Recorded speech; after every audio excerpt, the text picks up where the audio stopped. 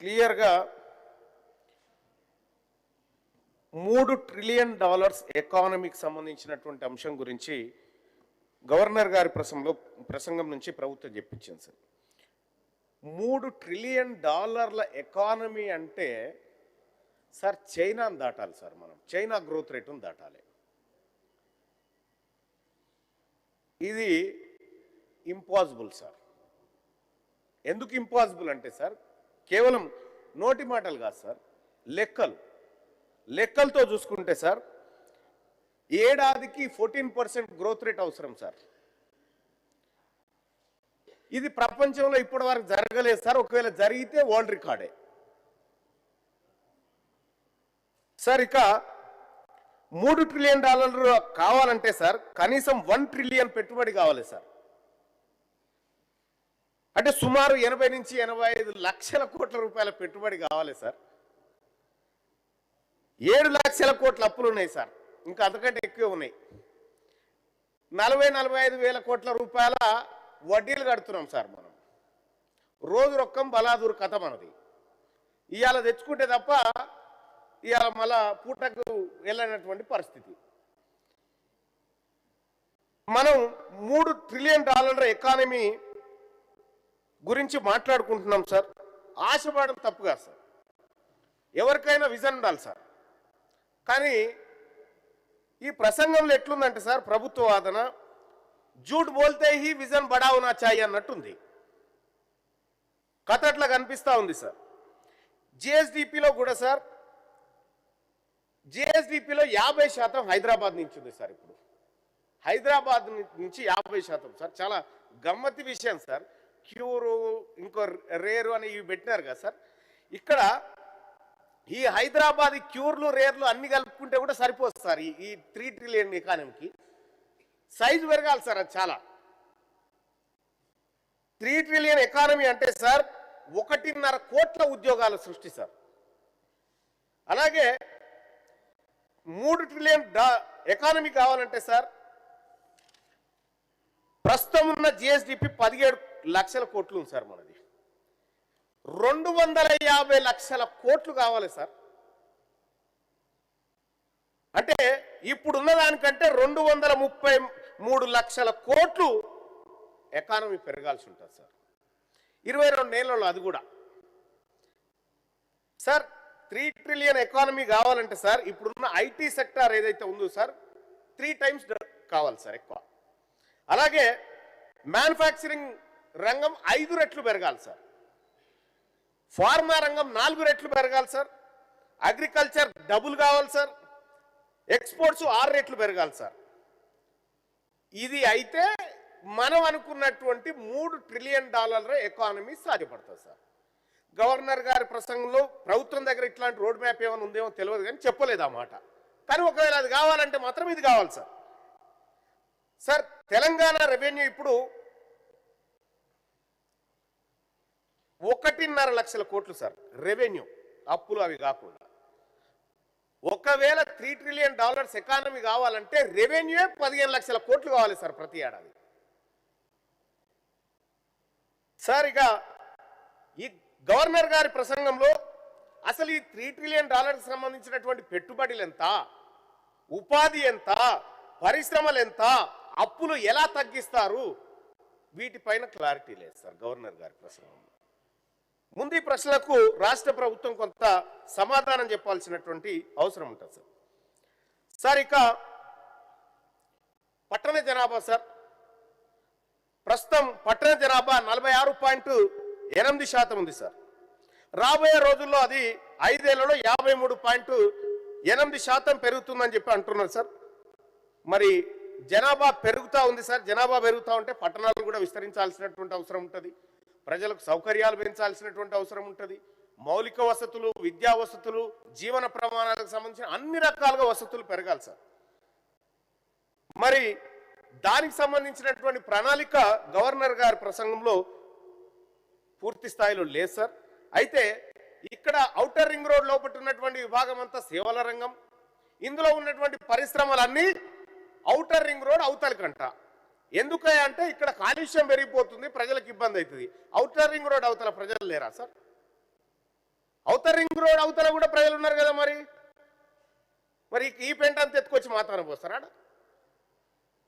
Sir? ఇంకా కొన్ని విషయాలు సార్, ఇక హైడ్రా గురించి మనం 12వ పాయింట్గా మాట్లాడుకున్నాం సార్ గవర్నర్ గారి ప్రసంగంలో. హైడ్రా వచ్చిన తర్వాత కొన్ని చెరువులు కబ్జా నుంచి విడిపించినారు, చాలా వాటిని రక్షించినారు అని చెప్పింది సార్. వాస్తవం కూడా సార్, వాస్తవం కూడా. కొన్ని చెరువులు బాగుపడ్డ మాట వాస్తవం, కబ్జాల చెర నుంచి విడిపించిన మాట వాస్తవం సార్. కానీ హైడ్రా మీద హైకోర్టులో 700 కేసులు ఉన్నాయి సార్. ఇప్పుడు హైడ్రా కమిషనర్ గారి మీద హైకోర్టు కంటెంప్ట్ కేసులు 31 ఉన్నాయి సార్ ఈ రోజుకి. హైడ్రా కొంత అత్యుత్సాహంగా పనిచేస్తుందా ఏందనేటువంటి ఒక వాదన వినిపిస్తా ఉంది సార్. చేయాల్సిన దానికంటే ఎక్కువ చేసి మేము మీ దాంట్లో కూలగొడతాం, మీరు నిరూపించుకోరు, ఇక మీరు బోర్డు బాటిలేసిపోతాం, మీరు నిరూపించుకోరంటే ఆయన రాత్రిలో లేకపోతే ఇంకేదో లంచ్ మోషనో లేకపోతే హౌస్ మోషన్ పిటిషన్లు వేసుకొని అప్పటికప్పుడు స్టేలు తెచ్చుకోవాల్సినటువంటి పరిస్థితి సార్.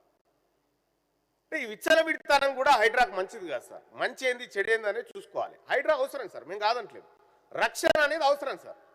కానీ హైడ్రా కమిషనర్ గారు గతంలో చెప్పినారు సార్, ఏమని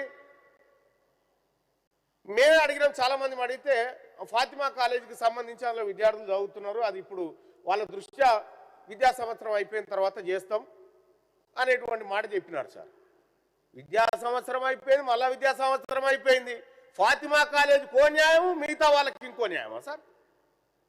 ఇది ఎక్కడి కథ సార్? చెరువులు కాపాడబడితే అన్ని చెరువులు కాపాడబడాలి కదా. మనకు అనుకూలమైన వాళ్ళ చెరువులు వాళ్ళు కబ్జా పెట్టుకున్న చోట కాపాడమంటే కుదరదు కదా సార్. అలాగే సార్, ఇక మూసీ ప్రక్షాళన సార్, మూసీ ప్రక్షాళన పేరు మీద రాష్ట్ర ప్రభుత్వం కార్యక్రమం తీసుకుంది. మూసీలను ప్రక్షాళన చేయడం వల్ల మూసీ బాగా అవుతుందని దానికి ఒక విజన్ డాక్యుమెంట్ కూడా తీసుకొచ్చారు సార్, మూసీ ప్రక్షాళన ఎట్లెట్లా చేయాలని. దాంట్లో ఆ డాక్యుమెంట్లో మరి అది ఎవరు తయారు చేసినా అందులో పెట్టింది ఏమని పెట్టిరంటే సార్, ఈ బఫర్ జోన్లో ఉన్నటువంటి వాటిని అన్నింటినీ స్వాధీనం చేసుకొని, బఫర్ జోన్లో ఎందుకు స్వాధీనం చేసుకుంటారు సార్? పొద్దుగాల రావాల్సిన వరద కంటే ఎక్కువ వచ్చినప్పుడు అవి మునిగిపోతాయి అనేది ఉద్దేశం సార్. అవి తీసుకొనట ఆడ ఏం కట్టిస్తారట సార్ అంటే అంపీ థియేటర్స్, పార్కులు, ప్లాజాలు కడతారట సార్. ఇవి మునిగాయా సార్? ఇల్లు మునుగుతాయి కానీ ఇవి మునిగాయా? ఇవి కూడా మునుగుతాయి కదా సార్. మరి ఇక సార్ దానికి డిపిఆర్ అయితే ఇప్పటి వరకు నేను చూడలేదు సార్. డిపిఆర్కు సంబంధించినటువంటి ఆమోదాలు ఉన్నాయా, పర్యావరణ క్లియరెన్స్లు ఉన్నాయా, నది సహజ ప్రకృతిని సహజ ఆకృతిని డిస్టర్బ్ చేసేటువంటి కార్యక్రమాలు జరుగుతూ ఉన్నాయా, పర్యావరణ క్లియరెన్స్లు ఉన్నాయి, ఇవేమీ లేవు సార్. ఒక ఫేజ్ విడుదల చేసారు, దానికి 6,000 కోట్లు ఏమో పెడుతున్నామని చెప్తా ఉన్నారు సార్. నిజంగా ప్రణాళికబద్ధంగా చేసేది ఉంటే చాలా పకడ్బందీగా అన్ని అనుమతులతో చేయాలి సార్. ఇక్కడ సార్ 2.5 టీఎంసీ లేదో దీనికోసం అంటారు. ఇది ఒక్కసారికైనా లేకపోతే శాశ్వత అలొకేషన్ ఉంటుందా? చేస్తే అడికేలు చేస్తారు సార్. గోదావరా, కృష్ణానా, లేకపోతే ఇంకెక్కడి నుంచానన్నా సార్? ఇది తేలాల్సినటువంటి అంశం సార్. ఇక సార్ ఇంకా చాలా గమ్మత్ విషయం ఏంటంటే, మంత్రి గారు పోయినారు, వ్యవసాయ శాఖ మంత్రి గారు సార్. ఇక శంషాబాద్ ఆయన టాపిక్ కూడా ఉంది. శంషాబాద్ బుల్లెట్ ట్రైన్ హబ్గా మారబోతుందని చెప్పినారు సార్. సార్ శంషాబాద్ బుల్లెట్ ట్రైన్గా మారబోతున్నది సంతోషమే సార్. అది ఇప్పుడు కాదు, 2030 దాకా అయ్యే పరిస్థితి అయితే లేదు సార్. ఎందుకంటే ఏ అంచనా వేసినా కూడా ముంబై అహ్మదాబాద్కి సంబంధించినటువంటి తీసుకుంటే సార్ 1 కిలోమీటర్కి 200 కోట్ల రూపాయలు ఖర్చు అవుతుంది సార్. దాంట్లో స్టేట్ కాంట్రిబ్యూషన్ కూడా ఉంటుంది సార్. మరి మన తాన పరిస్థితి ఖజానా సంగతి మనందరికీ తెలుసు కాబట్టి మరి ఇవి ఎక్కడి నుంచి తెస్తారో తెలియదు ఇక సార్. ఇక దీని మీద కూడా గవర్నర్ గారి ప్రసంగంలో ఏం లేదు సార్. సార్ ఇక గమ్మత్ విషయం ఏంటంటే సార్, గవర్నర్ గారి ప్రసంగంలో 26వ పేజీ సార్, 26వ పేజీలో సార్ సులభతర వాణిజ్య మదింపులో తెలంగాణ టాప్ అచీవర్గా ఉందని గవర్నర్ గారి ప్రసంగంలో ఉంది సార్. వాస్తవమైన అధ్యక్ష? ఇది కాదు అధ్యక్ష. Department for promotion of industries and internal trade సంస్థ విడుదల చేసిన బిజినెస్ రిపోర్ట్స్ యాక్షన్ ప్లాన్ 2024 రిపోర్ట్లో తెలంగాణ 16వ స్థానం సార్. సార్ 27వ పాయింట్ తీసుకుంటే sir, Telangana overseas man power company limited టాంకాయలో వీళ్ళు ఏం చెప్పినంటే సార్, మేము ఇక్కడ తెలంగాణ ప్రాంతంలో చాలా మందిని దరఖాస్తు చేసుకున్నటువంటి వాళ్లకు శిక్షణ ఇచ్చినాం. శిక్షణ ఇచ్చి నర్సింగ్లో కానీ ఇతర ఉద్యోగాల్లో శిక్షణ ఇచ్చి విదేశాలకు పంపినాం, యూకేకు పంపినాం, కెనడాకు, జపాన్కు, జర్మనీకి, యూఏఈకి పంపినాం అని చెప్పి పెట్టుకున్నారు సార్. ఇలా 16 దేశాలకు పంపినామని చెప్పి ఇలా పెట్టారు సార్. ఎంతమందిని పంపినాడు సార్ అంటే 13,930 మందిని ఇప్పటి వరకు మనం ఇక్కడి నుంచి ఈ టామ్కామ్ ద్వారా విదేశాలకు పంపినట్టుగా చెప్పుకున్నాం సార్. కానీ టామ్కామ్ వెబ్సైట్లో ఏం రాసుకుందో తెలుసా సార్? మేము ఇప్పటి వరకు 3,296 మందిని పంపినామని చెప్పుకున్నాం సార్. ప్రభుత్వం చెప్పిన లెక్కకు ఆ వెబ్సైట్లో ఉన్న లెక్కకు ఎక్కడైనా పొంతనుందా సార్? అలాగే సార్ ఇక సార్ ఐటీ రంగంలో విపరీతమైన పెట్టుబడులు వస్తా ఉన్నాయనేటువంటి మాట గతం నుంచి వింటూనే ఉన్నాం సార్. కానీ 40% ప్రాజెక్టులు అసలు ల్యాండ్ అవుతలేవు సార్ ఇక్కడ. ఇంకా ఇక ఇది అసలు విషయం సార్. ఇక ఇప్పటి నుంచి జర మిత్రులు చాలా జాగ్రత్తగా వినాలి. 2023లో సార్ ఐటీ ఎక్స్పోర్ట్ సార్ 2,41,275 కోట్లు సార్ తెలంగాణ రాష్ట్రంలో. ఇక్కడ మనం చెప్పుకున్న దాంట్లో సార్ 2024లో 2,68,233 కోట్లు అని చెప్పుకున్నాం సార్. తాజాగా 3,31,000 కోట్ల రూపాయలు ఐటీ ఎక్స్పోర్ట్స్ ఉన్నాయి మన దగ్గర అని చెప్తా ఉన్నాం సార్. సార్ ఎంత విచిత్రం అంటే సార్, ఇగో ఇది సార్ 2025 తమరే ఆ రోజు వేదిక మీద కూర్చున్నారు సార్. గవర్నర్ గారి ప్రసంగం సార్, ఇది జిష్ణుదేవ్ వర్మ గారి ప్రసంగం సార్ 2025 సార్. 2025 ప్రసంగంలో సార్ ఇక్కడ ఇందులో ఏం చెప్పిందంటే సార్, దీంతో పాటు ఇగో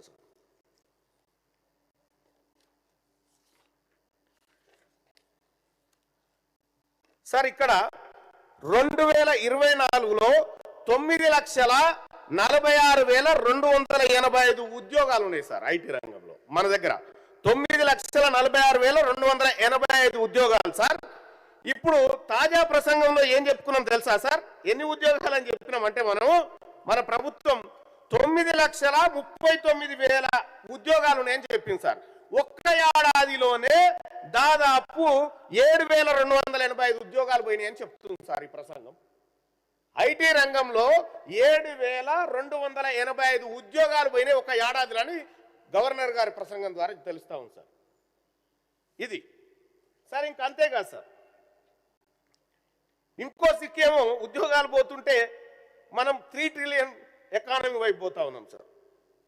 ఇక అధ్యక్ష, పోయిన ఏడాది గవర్నర్ గారి ప్రసంగంలో సార్ దేశంలోనే రికార్డు స్థాయిలో మనం ధాన్యం ఉత్పత్తి చేసుకున్నామని చెప్పుకున్నాం సార్. ఇదిగో సార్, ఇది పోయినసారి గవర్నర్ గారి ప్రసంగం సార్. ఈ ప్రసంగంలో పేజ్ నెంబర్ 5 పాయింట్ నెంబర్ 11లో ఏం రాసిరు, అప్పుడు ఏం చదివారు గవర్నర్ గారు అంటే 260 లక్షల మెట్రిక్ టన్నుల ఉత్పత్తి రికార్డుతో దేశంలోనే అత్యధిక వరి ఉత్పత్తిదారుగా తెలంగాణ ఆవిర్భవించింది. అప్పుడు నేను కూడా సపోర్ట్లు కొట్టినా సార్, వాస్తవం ఇది. ఇప్పుడు ఏం చెప్తా ఉన్నారు సార్? అప్పుడేమో 260 లక్షల మెట్రిక్ టన్నులు, ఇప్పుడు ఏం చెప్తా ఉన్నారంటే తెలంగాణ రాష్ట్రంలో 236.87 లక్షల మెట్రిక్ టన్నులు. పోయిన ఏడాది కంటే ఈసారి దిగుబడి తగ్గిందని చెప్తా ఉన్నారు సార్ గవర్నర్లు ప్రసంగంలో. ఇవి గవర్నర్ గారు లెక్కలే సార్. అధ్యక్ష, పోయినసారి కంటే ఈసారి దిగుబడి 23.13 లక్షల మెట్రిక్ టన్నులు తగ్గింది అని గవర్నర్ గారి ప్రసంగం ద్వారా బయటపడ్డారు సార్.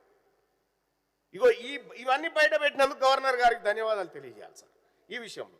సార్ ఇంకొకటి సార్, తెలంగాణ రాష్ట్రంలో చాలా విచిత్రమైనటువంటి విషయం సార్. తెలంగాణ రాష్ట్ర జిఎస్డిపి 17.82 లక్షల రూపాయలని చెప్పారు సార్. దీంట్లోనే సార్ పర్ క్యాపిటల్ ఇన్కమ్ 4,18,931 రూపాయలు పర్ క్యాపిటల్ అని చెప్పారు సార్. ఇది కేవలం అంకెలు చెప్పడం కాదు సార్. తెలంగాణ రాష్ట్రంలో ఈ ప్రభుత్వము 2025లో చేపట్టినటువంటి కులగణన రిపోర్టు తప్పు అని చెప్తా ఉంది సార్. ఈ సంఖ్యలు సార్ ఇక్కడ 17,82,000 divided by per capital income 4,18,931 వేస్తే సార్ టోటల్ జనాభా ఇది వేస్తే 4,25,00,000 మంది జనాభా వస్తుంది సార్ మన దగ్గర. మరి మన ప్రభుత్వం ఏమో 3,74,00,000 మంది ఉన్నారని ప్రభుత్వం చెప్పారు. మరి ఈ 50,00,000 మంది ఆడికెళ్ళి వచ్చిరో తెలియదు సార్. ఇక ఈ ప్రభుత్వం చెప్పిన లెక్కలు సార్. సార్ ఇక ఇంకొకటి సార్ 2025 గవర్నర్ గారి ప్రసంగంలో సార్ రైతు రుణమాఫీ సార్, రైతులకు సంబంధించిన రుణమాఫీకి సంబంధించి సార్ గత ప్రభుత్వం ఒకే పరీక్ష రాసి 2 సార్లు మార్కులు వేసుకుంది సార్. 2025 ప్రసంగంలో సేమ్ అంకెలు సేమ్ లెక్క, 2026 ప్రసంగంలో సేమ్ అంకెలు సేమ్ లెక్క సార్. మరి ఇప్పుడు కొత్తగా రైతాంగం తీసుకున్నటువంటి అప్పుల గురించి గవర్నర్ గారి ప్రసంగంలో లేదు సార్. వాటిని మాఫీ చేస్తారా చేయరా అనేటువంటి విషయం అందులో కనిపించట్లేదు సార్. ఇక సార్ ఇక అవే సార్ కొద్దిగా సమయం పడుతుంది సార్. అయితే గత గవర్నర్ గారి ప్రసంగంలో సార్ పాయింట్ నెంబర్ 14లో ఇందిరమ్మ ఆత్మీయ భరోసా అని పథకం పెట్టి భూమి లేని పేదలకు ఏడాదికి 12,000 ఇస్తామని చెప్పారు సార్. పథకాన్ని ప్రారంభించిన ఏడాదిలోనే సార్ ఎక్కడ ఒక్కరికి కూడా లబ్ధిదారునికి ఇవ్వకుండా భూమి లేని పేదలకు ఒక్కరికి అనా పైసా ఇవ్వలేదు సార్. ఇప్పటికీ ఇందిరమ్మ ఆత్మీయ భరోసాను పథకం ప్రారంభించి జీవ సమాజ్ చేశారు సార్. సార్ ఇక 2025 నాటి గవర్నర్ ప్రసంగంలో సార్ ఇవే అంకెలు చెప్పారు, ఇదే కథ ఇదే స్టోరీ సార్. సార్ ఇక్కడ తెలంగాణలో రేషన్ కార్డుల కథ సార్ చాలా విచిత్రమైనటువంటి లెక్కలు సార్. తెలంగాణలో రేషన్ బియ్యం సరఫరా కాని ఇండ్లు 4.7% సార్. చాలా విచిత్రంగా ఉంటుంది ఇది. 95.3% ఇళ్లకు రేషన్ బియ్యం పోతున్నాయి సార్. 95.3% మంది ప్రజలు కంట్రోల్ బియ్యం మీద బతుకుతా ఉన్నారు సార్ మన తన. మరి దేశం ముందుకు పోతుందా వెనక్కి పోతుందా తెలియదు సార్. సార్ ఇక్కడ 2015లో సార్ 87.57 లక్షల రేషన్ కార్డులు ఉన్నాయి సార్. 2026 వచ్చేసరికి 1,05,00,000కు చేరినాయి సార్ రేషన్ కార్డులు. 1,05,00,000కు చేరినాయి అంటే తెలంగాణ రాష్ట్రంలో 2015లో 2.86 కోట్ల మంది రేషన్ బియ్యం తిన్నారు సార్. ఇప్పుడు సార్ 3,38,00,000 మంది తింటా ఉన్నారు సార్. 3,38,00,000 మంది రేషన్ బియ్యం తింటా ఉన్నారు సార్. ప్రత్యేక రాష్ట్రం ఏర్పడి 52 లక్షల మందిని పేదవాళ్ళుగా తయారు చేసినామని ఆ ప్రభుత్వం ఈ ప్రభుత్వం కలిపి చెప్తా ఉన్నాయి సార్. విచిత్రమైందంటే సార్ తెలంగాణ మొత్తం జనాభా సర్కార్ లెక్కల ప్రకారం 3,54,77,554 సార్. రేషన్ బియ్యం తింటున్న వాళ్ళు 3,38,00,000 అని చెప్పి గవర్నర్ గారి ప్రసంగంలో పెట్టి సార్. ఇక మిగిలింది 16 లక్షల మందే సార్. మిగిలింది 16 లక్షల మందే సార్. వాళ్ళేం పాపం చేసిరు సార్, వాళ్ళకు కూడా ఇచ్చేస్తే సంపూర్ణ రేషన్ కార్డుల తెలంగాణ, సంపూర్ణ పేదరిక తెలంగాణగా మనం సమర్పించుకోవచ్చు సార్. సార్ ఈ లెక్కలన్నీ సరిపో అధ్యక్ష. మనం రాష్ట్రం పేదరికం వైపు ఎట్లా బుల్లెట్ ట్రైన్ అంత వేగంగా దూసుకుపోతున్న సంగతి సార్. ఇక 43వ పాయింట్ చూస్తే సార్ 4.5 లక్షల ఇండ్లు నిర్మిస్తామని చెప్పారు సార్. ఇందిరమ్మ ఇండ్లు 1,25,464 ఇండ్లను కనీసం పునాది కూడా తీయలేదు సార్. ఇంకా కనీసం పునాది తీయలే. ఇందిరమ్మ ఇళ్లకు పునాది కూడా తీయలే. 22,500 కోట్ల రూపాయలు ఖర్చు చేస్తామని చెప్పి 5,073 కోట్ల రూపాయలు విడుదల చేశారు సార్. ఇంకా 17,427 కోట్ల రూపాయలు ఖర్చు చేయాలి సార్. నెలాఖరు అయిపోయింది సార్. ఆర్థిక సంవత్సరం అయిపోయింది. మరి ఇప్పుడు కొత్తగా పెట్టుకునే టార్గెట్ ఏంది? కొత్త టార్గెట్లో ఈ పాతవి కలుపుతారా? ఇప్పుడు వచ్చేటువంటి బడ్జెట్లో పాత పైసలు కొత్త పైసలు కలిపి ఇందిరమ్మ ఇండ్లు ఇంకా శరవేగంగా చేస్తారా లేదా అనేది కూడా గవర్నర్ గారి ప్రసంగంలో ఉండాల్సింది అధ్యక్ష. మహాత్మా గాంధీ ఉపాధి హామీ పథకం గురించి 44వ దాంట్లో పెట్టుకున్నారు సార్. మహాత్మా గాంధీ జాతీయ గ్రామీణ ఉపాధి హామీ పథకం ద్వారా 6.52 కోట్ల పని దినాల ఉపాధిని కల్పించినామని చెప్పి గవర్నర్ గారి ప్రసంగంలో ఉంది సార్. సార్ ఇది ఎంత బాధాకరం అంటే సార్, ఇగో ఇది sir Telangana socio economic outlook 2024 sir, page number 149 sir. ఇది ఇందులో the MGNREG scheme provided wage employees to 40.62 lakh seekers generating 12.09 crore persons day. 12.9 లక్షల పని దినాలను కల్పించడం చెప్పి 2024లో ప్రభుత్వం సోషియో ఎకనామిక్ అవుట్లుక్ లో పెట్టింది సార్. ఇదే ప్రభుత్వం sir 2025 Telangana socio economic outlook లో ఏం పెట్టింది సార్, 10.70 లక్షల పని దినాలను కల్పించినామని చెప్పి పెట్టింది సార్. 2004లో 12 కోట్ల పని దినాలు, 2005లో 10 కోట్ల పని దినాలు. తాజాగా సార్ ఇందులో గవర్నర్ గారి ప్రసంగంలో పెట్టింది సార్ 6.52 కోట్ల పని దినాలంటే సార్ 5.57 లక్షల పని దినాలను పేదవాళ్ళకు దూరం చేసింది సార్ ఈ ప్రసంగం ద్వారా. ఈ ప్రసంగంలో కనిపిస్తా ఉంది సార్ క్లియర్గా, నేను కొత్తగా చెప్తుంది కూడా కాదు సార్. అంటే ఈ ప్రభుత్వం NREGS స్కీమ్ ఏదైతే ఉందో దాంట్లో పేదవాళ్లను ఆ పథకానికి దూరం చేస్తున్నట్టుగా కనిపిస్తా ఉంది. దానికి కారణాలు వేరే కావచ్చు సార్. కేంద్ర ప్రభుత్వం స్కీమ్ల పేర్లు మార్చి వాటాలు మొత్తం మీరే చూసుకోవాలనేటువంటిది ఇవి కావచ్చు, నేను కాదంటలేను సార్. కానీ పేదవాళ్ళకు మాత్రం ఈ పని దూరం అయిపోతా ఉంది సార్. ఒకప్పుడు కరువు పనిగా చెప్పుకుంటున్నటువంటి ఈ పనికి అసలు ఈ కరువు పనే కరువులో పడ్డా సార్. సార్ ఇంకా కంక్లూడ్ చేయండి. చేస్తాను సార్. ఇంకా సార్ ఇక 46వ పాయింట్ చూసుకుంటే సార్ మహిళలకు ఉచిత బస్సు ప్రయాణం సార్ విషయంలో రాష్ట్ర ప్రభుత్వం చాలా ఉచిత ప్రయాణాలు చేసిందని ఇవాళ పొద్దున కూడా రాష్ట్ర ప్రభుత్వం చెప్పింది సార్. ఓకే సార్, కాదంటలేం, మంచి కార్యక్రమం చేయాలి. ఈ స్కీమ్ ఎల్లకాలం బతకాలి. మా ఆడబిడ్డలందరూ ఫ్రీగా ఉచిత బస్సులో తిరగాలి.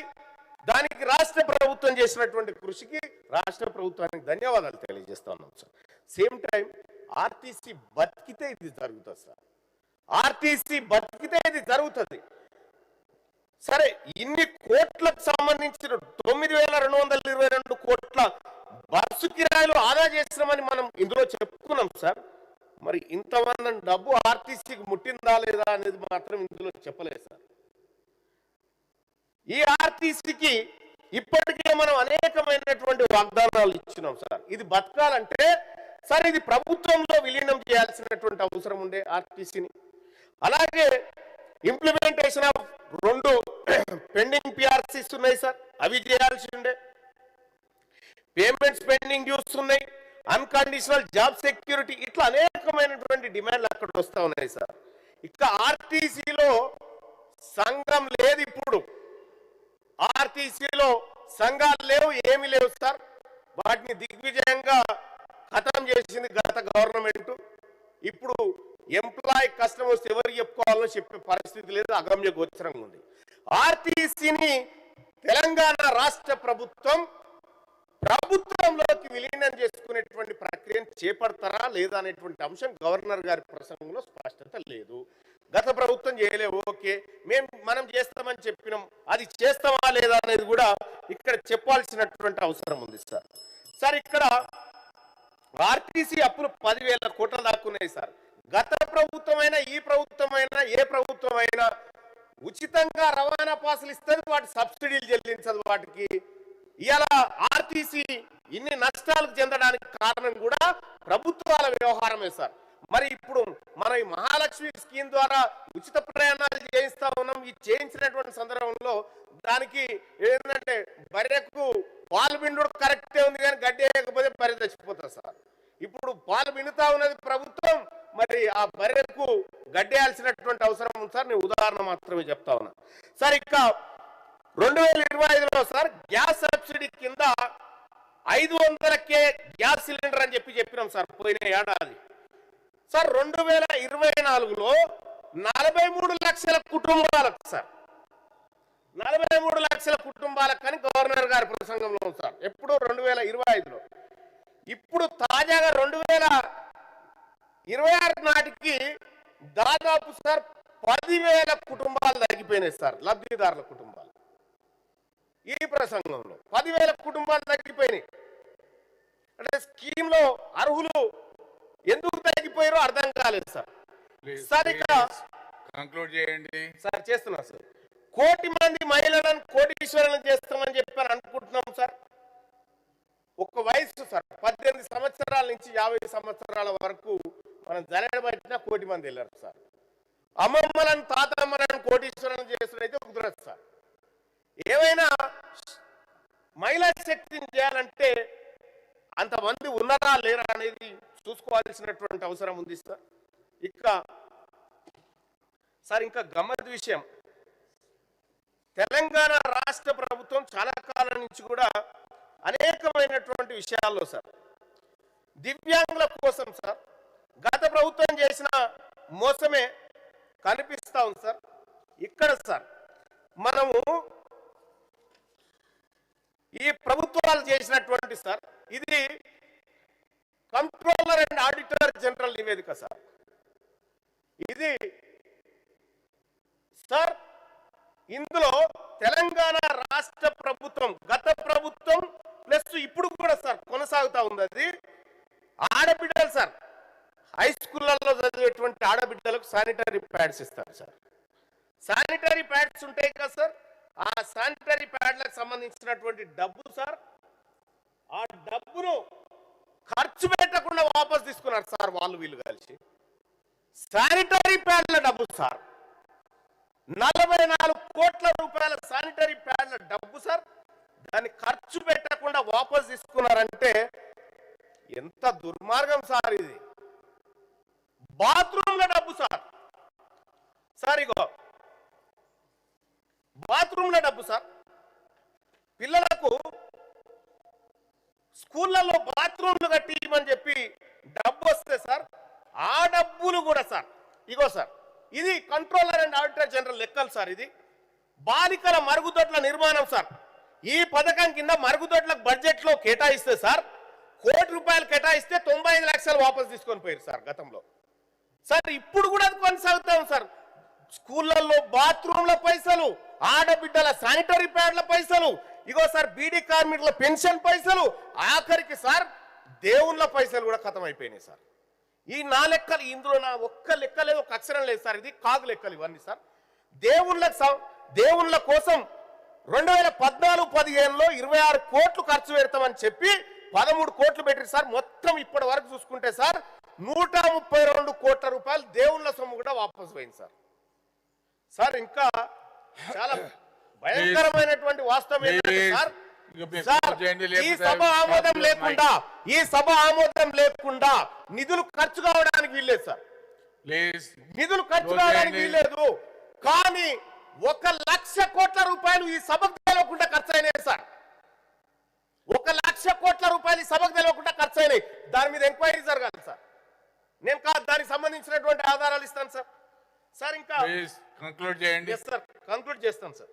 ఇక్కడ సార్ హ్యాండిక్యాప్ సార్ వాళ్ళ సంక్షేమం గురించి మాట్లాడాల్సినటువంటి అవసరం ఉంది సార్. వాళ్ళ వెల్ఫేర్ కోసం సార్ ఇక్కడ హ్యాండిక్యాప్ పర్సన్స్ ఎవరైతే ఉన్నారో సార్ వాళ్లకు నిధులు కేటాయించి వాపస్ తీసుకుపోయినారు సార్. ఎట్లా బతుకుతారు సార్ ఈ పేదోళ్ళంతా? వీళ్ళ కోసం కదా సార్ చేయాల్సింది. ఇగో ఎస్టీల పెన్షన్ డబ్బులు వాపస్ తీసుకుపోయారు సార్. ఎస్సీల పెన్షన్ డబ్బులు సార్ ఇగో ఎడ్యుకేషన్ డిపార్ట్మెంట్ కి ఎండోమెంట్ కి సంబంధించి ఒక్కటి కాదు సార్. ఈ ప్రభుత్వం ఇక్కడ మనం మాట్లాడుకుంటున్నాం సార్, ఇవన్నీ సత్యదూరాలన్న మాట వాస్తవం సార్. ఈ లెక్కలు, ఈ బడ్జెట్ లెక్కలు, ఈ ప్రసంగాలు ఇవన్నీ కూడా 100% ఈ లెక్కలకు వాస్తవాలకు పొంతన లేదు సార్. ప్రతిసారి వాళ్ళు చేసిన తప్పును వీళ్ళు కప్పిపుచ్చుకోవడం కోసం ఇంకో మట్టి కప్పడం తప్ప ఇంకొకటి అంతకంటే ఎక్కువేం లేదు సార్. సార్ ఇక్కడ ఇదే తెలంగాణ రాష్ట్రంలో సార్ దివ్యాంగుల పరిస్థితి ఇట్లా ఉంటుంది sir. Sir young India school అని చెప్పి పెట్టాం సార్. సార్ పెట్టండి సార్, తప్పదు. ఇంటిగ్రేటెడ్ స్కూల్స్ అని పెట్టాం సార్. ఇది చాలా కీలకమైన సార్. దయచేసి సభ వినాలి సార్ ఇది. ఎందుకంటే 119 స్కూళ్ళు పెట్టుకుంటా ఉన్నాం సార్. 200 కోట్లు పెడతా ఉన్నాం సార్. సార్ ఇప్పుడు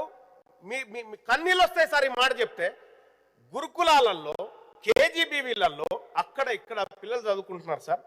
అనాథ పిల్లలు ఉంటే, తల్లిదండ్రులు లేని పిల్లలు ఉంటే మేము కూడా అక్కడక్కడ చేర్పిస్తున్నాం సార్.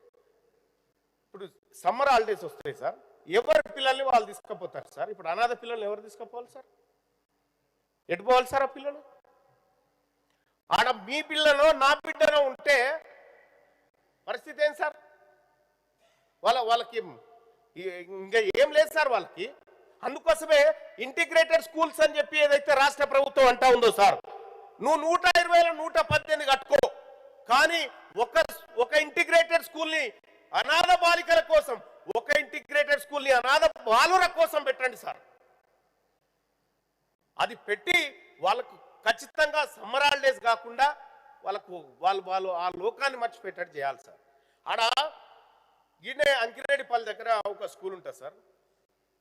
అందరు పిల్లల్ని తల్లిదండ్రులు తీసుకొని పోతూ ఉంటారు సార్. ఓ పిల్లగాడు గేటును పట్టుకొని ఏడుస్తుంటాడు సార్. మరి ఈ సూచన ఒకసారి ప్రభుత్వం పరిశీలించాలి సార్. అలాగే సార్ బడ్జెట్ విషయంలో కూడా సార్, ఇప్పుడు రేపు బడ్జెట్ పెడతా ఉన్నారు సార్. బీసీ సప్లాన్ విషయాన్ని కూడా గతంలోనే మనం మాట్లాడుకున్నాం సార్. బీసీ సప్లాన్ పెడతామని చెప్పి కాంగ్రెస్ పార్టీ మేనిఫెస్టోలో పెట్టింది. ఇక్కడే మా నాయకుడు మహేష్ కుమార్ గౌడ్ గారు ఉన్నారు. బీసీ సప్లాన్ పెడతారా పెట్టరా? 6 నెలల లోపల పెడతాము అని చెప్పి చెప్పారు. పెడతారా పెట్టరా చెప్పండి. మీరు 40% రిజర్వేషన్ విషయంలో మీ ప్రయత్నం చేసామన్నారు, మేము ఒప్పుకున్నాము, మేము కాదంటలేము. బీసీ సప్లాన్ పెట్టడానికి రాష్ట్ర ప్రభుత్వం ఎక్కడ కూడా గవర్నర్ గారి ప్రసంగంలో లేదు. ఎందుకు లేదు? బీసీలకు ఇచ్చినటువంటి కామారెడ్డి హామీ డిక్లరేషన్లు ఎందుకు కనుమరుగైపోయినాయి గవర్నర్ గారి ప్రసంగం నుంచి? నేను ఈ రాష్ట్ర ప్రభుత్వాన్ని స్పష్టంగా అడుగుతా ఉన్నా సార్. నాకు బీసీల కంటే ప్రభుత్వం ఎక్కువేం కాదు సార్.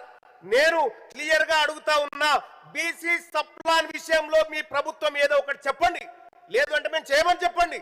కానీ మా కోసం 20,000 కోట్ల రూపాయలు ప్రతి ఏడాది ఖర్చు పెడతామని చెప్పినటువంటి ప్రభుత్వం ఒక ఏడాది 9,000 కోట్లు పెట్టి 3,000 కోట్లు ఖర్చు పెట్టలే. మొన్న 11,400 కోట్లు పెట్టి తమరే చూసిరు అధ్యక్ష, 2,500 కోట్లు కూడా ఖర్చు కాలేదు అధ్యక్ష. మరి ఈ ప్రభుత్వం ఆ బీసీల కోసం ఉందా లేదా సార్? గత ప్రభుత్వం లెక్కనే మా కథ కూడా. మేము ఎందుకు ఈ ప్రభుత్వాన్ని బీసీలు విశ్వసించాలి సార్? సార్ అలాగే సార్ ఇంకా ఈ ప్రభుత్వం చెప్పినటువంటి ఒకటి సార్ చేస్తాను సార్. నెక్స్ట్